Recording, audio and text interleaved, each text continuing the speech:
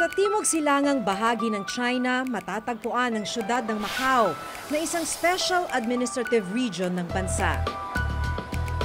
Maunlad, hitik sa kasaysayan at bakas pa sa mga gusali rito ang impluwensya ng mga Portuges na minsang sumakop sa lugar. Mahigit 24,000 ang mga documented Filipino workers dito sa Macau. Karamihan sa kanila nagtatrabaho bilang household helpers o kaya sa mga hotel at casino. Tinatayang nasa 1,000 naman ang mga Pilipinong hindi dokumentado o yung walang papeles o kontrata. Pangalawa ang mga Pilipino sa mga pinakamalaking migrant group dito sa Macau. Nangunguna ang mga taga-mainland China.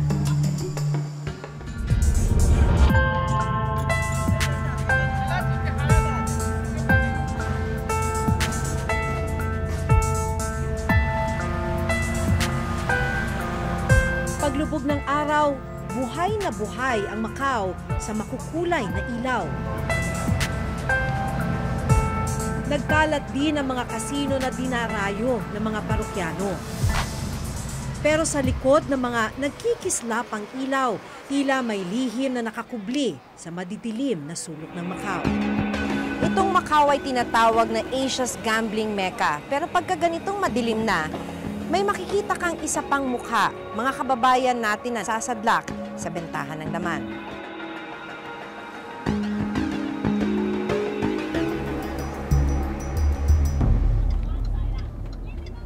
Tinungo ng Reporter's Notebook ang ilan sa mga lugar na sinasabing pugad ng ganitong uri ng transaksyon.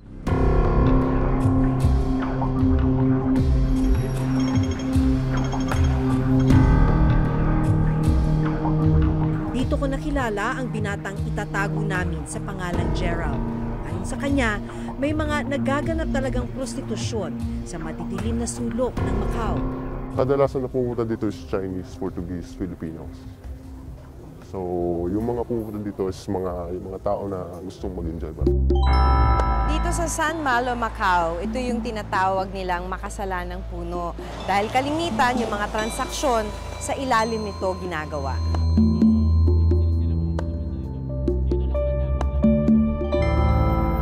Maya-maya pa, isang grupo ang namataan namin sa lugar.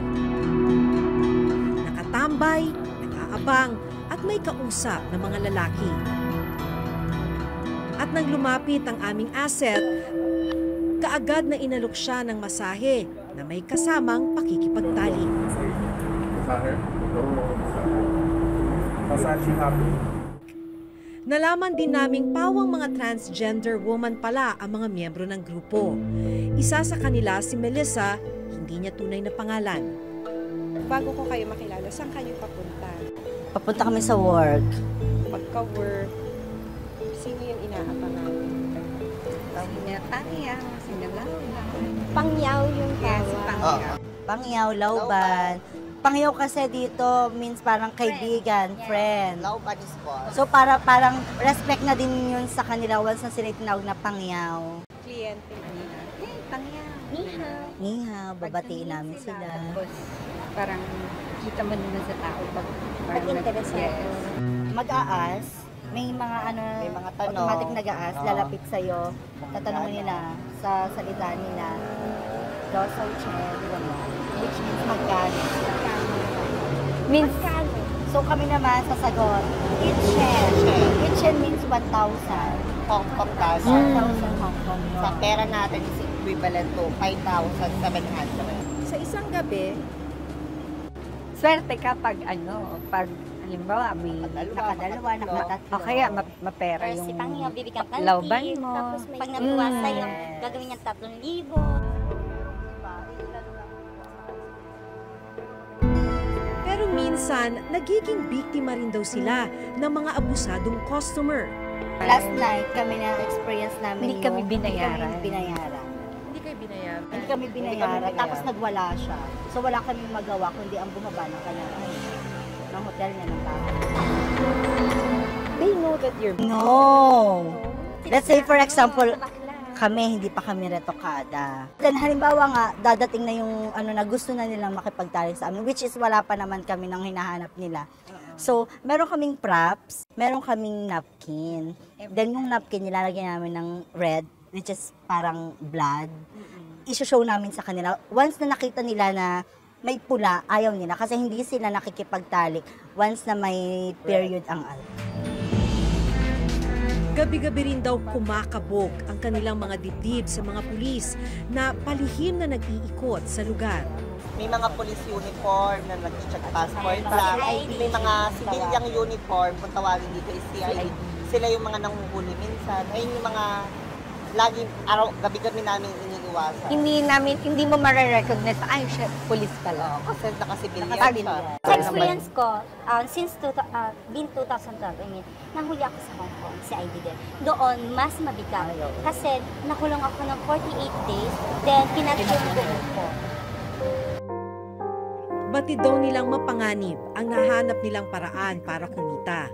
Pero wala raw silang magawa dahil wala silang mahanap na magandang trabaho sa Pilipinas. Kung meron man, kakarampot naman daw ang kita.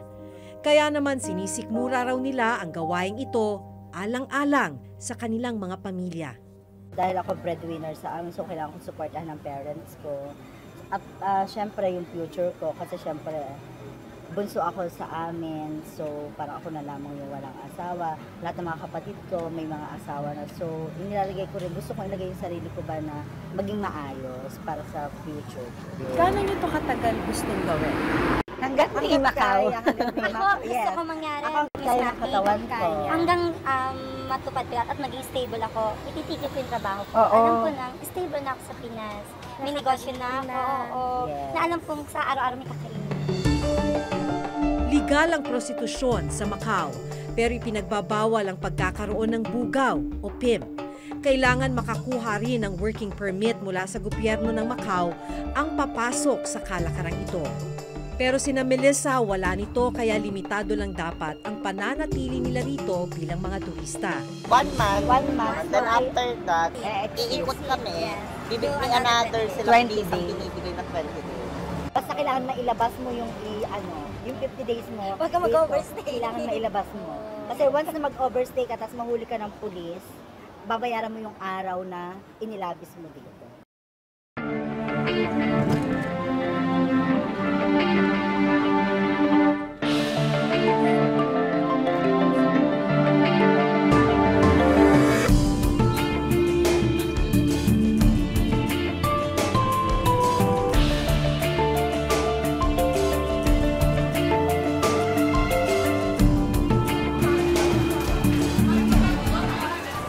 Visa upon entry ang Macau. Ibig sabihin, bibigyan ka ng 30-day na tourist visa. Pero kahit na tourist visa ito, meron daw tayong ilang mga kababayan na nagtatrabaho pa rin dito sa Macau. Pag nag-expire na yung 30 days, doon nila daw ginagawa yung pag-U-turn. Dahil ito yung pinakamura at pinakamadaling paraan. Ba't daw nila ito ginagawa? Sabi nila dahil dito sa Macau sila nakakita ng oportunidad para kumita pa ng pera. Sa patuloy naming pag-iikot sa Macau, nalaman naming hindi lang mga transgender woman ang nasadlak sa ganitong gawain. Habang naglalakad ka dito sa Macau, marami kang makikitang mga ganito na calling card. Nakakalat lang minsan sa mga kalsada. So may picture ng babae, may number din. Ito daw yung kung gusto mong kumontak na mga prostituted persons. Itinuturing na Las Vegas ng Asyang Macau. Bukod sa mga kasino, dikit-dikit din ang mga bar at nightclubs. Isa ang Macau sa bagsakan ng mga biktima ng human trafficking ng mga sindikatong gumagalaw dito. Minsan na naming sinawalat sa Reporter's Notebook ang kwento ng ilang Pilipinang nasadlak sa prostitusyon sa Macau.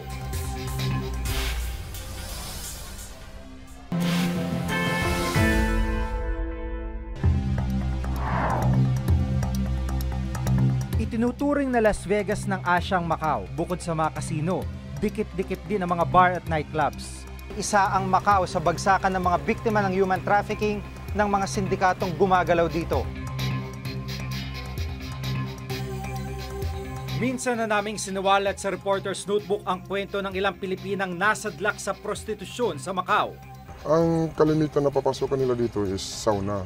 Sauna bath, yun yung mga napapasukan nila. Yung iba naman, dito yung sa ngayon, yung nakikita ko, yung parang dito lang sila sa mga bar, nagtatambay.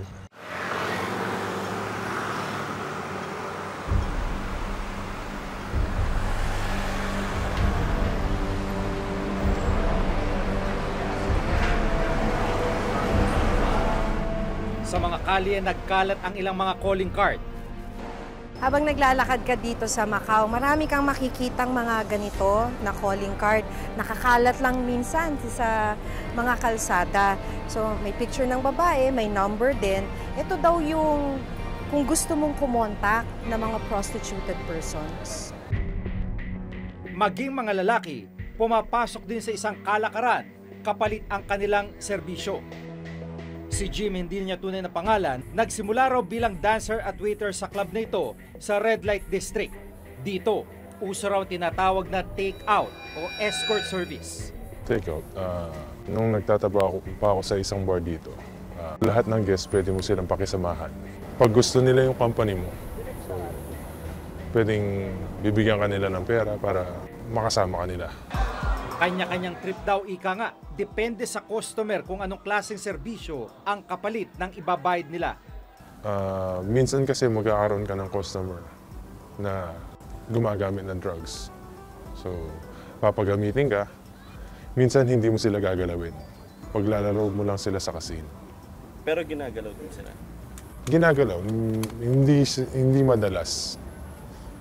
Mostly, gusto nila is labas-labas lang. Magkano yung binabayad from pinakamababa hanggang pinakamataas? Pinakamababa is 2,000, Hong Kong or in Macau money. Pinakamalaki is 5 to 10,000. Easy money. Siyempre, nasiyahan ka na, may pera ka pa. Tinungo namin ang konsulado ng Pilipinas sa Macau para itanong kung alam nilang tungkol sa mga Pilipinong nasasadlak sa prostitusyon dito. Wala rin po kaming documented ng prostitution. Dito po kasi legal ang prostitution. Ang hindi legal ay kung ako ay magiging mamasan. So, kunwari ako, nahuli ako na I was doing that. Nagbubunggaw. Oo, pag nagbubugaw yan, pwede po akong huliin at kasuhan. So legal po yung prostitution. Oo. Pero yung mga kababayan natin halimbawa na napapasok dun sa ganyan, sa monitoring niyo po, it's of their own volition. Wala po tayong cases. Wala po tayong kilalang mga prostitutes here. So far ho, sa alam namin, walang ganon. If you have an information, then it might help us to approach them and kind of give them the appropriate advice. Maging ang kaso ng mga transgender woman na humantong sa kalakaran ng bentahan ng laman, ngayon lang daw nakarating sa kanilang tanggapan. Kung transgenders, ma'am? Sa transgender po, how would you describe yung... Meron po kaming nalaman na ganun ang ginawa niya, pero po siya ay hinuli dahil ho napagbintangang nagnakaw. Ninakawan daw niya yung kanyang naging customer. Pero kung sakali man, do they need a special protection or special, sabihin na natin pang-aalaga mula sa konsulado? Wala po tayong maibibigay na special na pangangalaga sa mga ganong sitwasyon po. Hindi, ma'am, hindi ganun.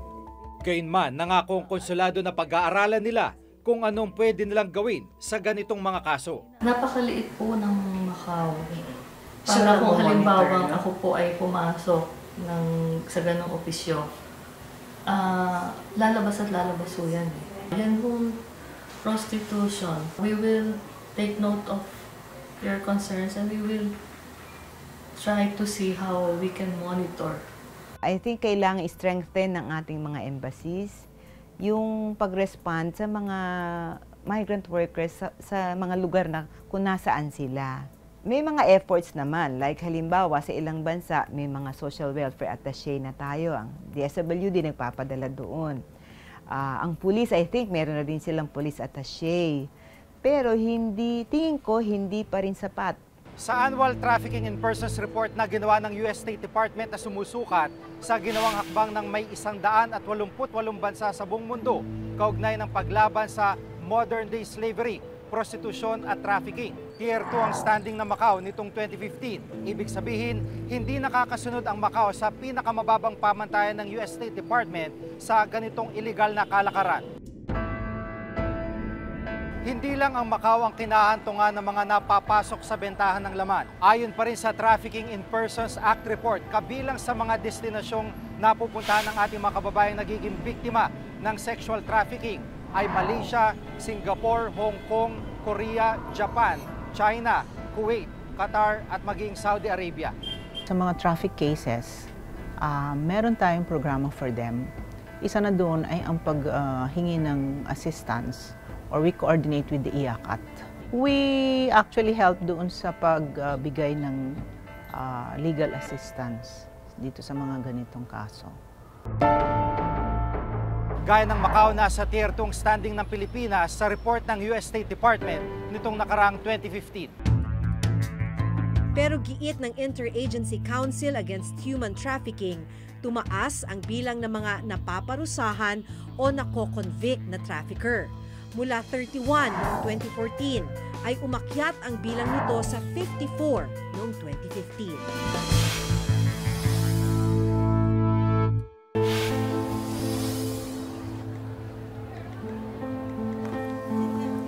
Bagong bayani kung ituring ang mga kababayan nating nangingibang bayan para sa kanilang pamilya.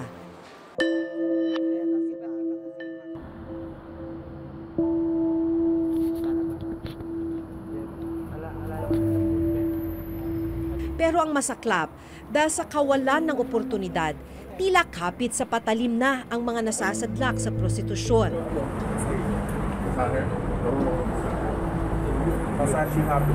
Siyempre nandun yung kawalan ng makataong pamumuhay sa Pilipinas. Yun ang tingin ko. No? Siyempre marami talaga sa kanila. No? Sobrang mahihirap, nakapit sa patalim, na kailangan magkaroon ng kakainin. Nakababahala na ang mismong mga otoridad, tila hindi alam na nangyayari ang ganitong kalakaran. Mahalagang suriin at bantayan ng pamahalaan ang ganitong mga kaso sa Pilipinas man o sa ibayong dagat, para na rin sa kanilang kapakanan at kaligtasan. Ako si Jig Manikat. Ako si Maki Pulido at ito ang bagong dekada ng Reporter's Notebook.